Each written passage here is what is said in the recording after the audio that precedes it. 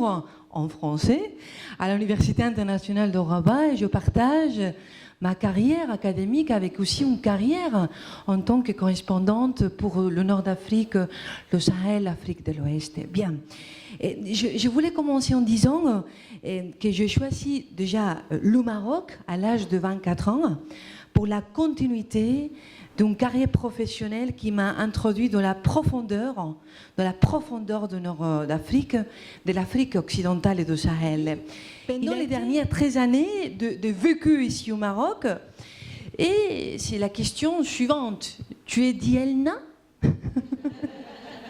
lorsqu'il s'agit du Maroc, ou bien lorsque je suis dans l'Afrique de l'Ouest, tu es ensemble Toubab, non? Ça, on peut le discuter plus tard.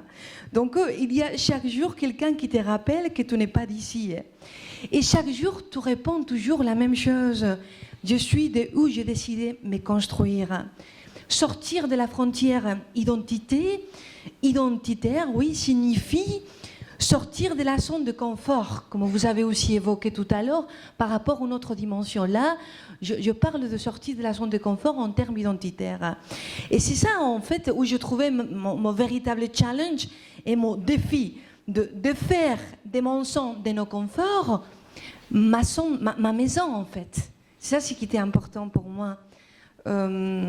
Donc, l'identité, finalement, s'agit, à mon regard, d'une construction personnelle. Il s'agit d'un choix. Et donc, j'ai choisi de devenir africaniste et repenser le monde à partir de l'Afrique. Un continent qui m'a reconfiguré en tant qu'individu et qui m'a inspiré pour participer de nos sociétés activement en construisant des réseaux scientifiques ou bien des réseaux tout court. Il n'y a pas meilleure satisfaction que le fait d'accompagner l'émancipation d'un étudiant, par exemple, dans mon cas. Il n'y a pas meilleure satisfaction que orienter aussi un jeune vers son chemin, passer d'une attitude passive à une attitude active et devenir un véritable acteur. C'est ça ce qui m'importe et c'est le message que je véhicule tout le temps parmi mes étudiants. Vous devez devenir des acteurs de votre société ou des sociétés d'ailleurs. Être femme, correspondante, aussi correspondante de conflits, vous avez dit, Farid, tout à l'heure, effectivement, j'ai utilisé comme champ d'études la sécurité, la violence, l'extrémisme violent, groupe armé, migration intracontinentale, extracontinentale, etc. Et c'était pas facile, évidemment, pour un monde d'hommes, comme vous pouvez imaginer, aussi chacun dans son domaine.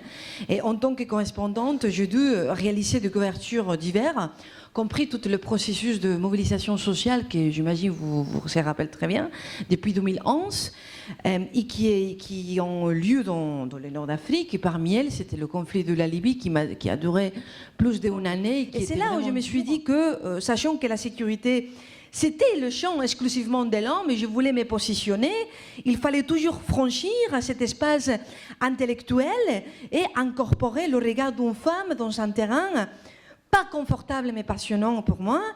Et dans mon cas, encore une fois, c'est le Sahel où je continue toujours. C'est une zone de complexité fascinante et qui, une fois t'attrape, je ne peux plus m'en sortir. Et là, c'est aussi une sorte d'adrénaline qui intervient chez toi.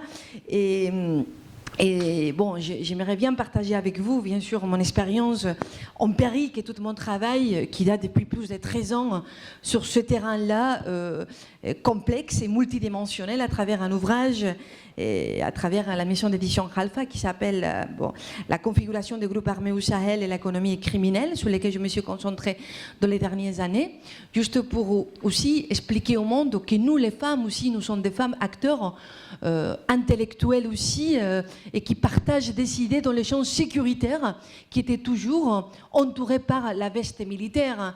Et non, nous les civils, nous les femmes aussi, on peut faire une contribution excellente de la divulgation de cette connaissance à travers aussi une déconstruction, parce que c'est ça ce qui est intéressant pour moi, c'est de pouvoir déconstruire et déconstruire. Et pour pouvoir déconstruire, il fallait que je me déconstruise à moi-même, mais d'abord en venant à ce côté de la frontière pour pouvoir après aussi déconstruire toute une pensée coloniale et post-coloniale. Mais moi, je ne vais pas rentrer dans ce genre de sujet, Mais Farid nous a aussi demandé par rapport à des recommandations. Je pense que vous, mes compatriotes, vous avez déjà évoqué des concepts qui sont très importants sur la persévérance. Moi, je dis toujours que la seule manière de pouvoir réussir aujourd'hui dans ce monde-là, c'est être constante. Il n'y a plus mieux que être persévérante tous les jours de ta vie en marquant des objectifs à court terme, mais petit à petit en construisant pour arriver à vraiment l'objectif.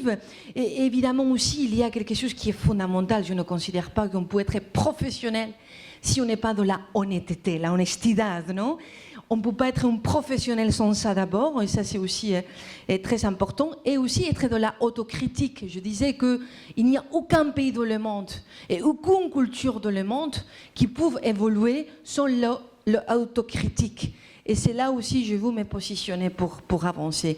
Merci beaucoup. Je pense que Merci.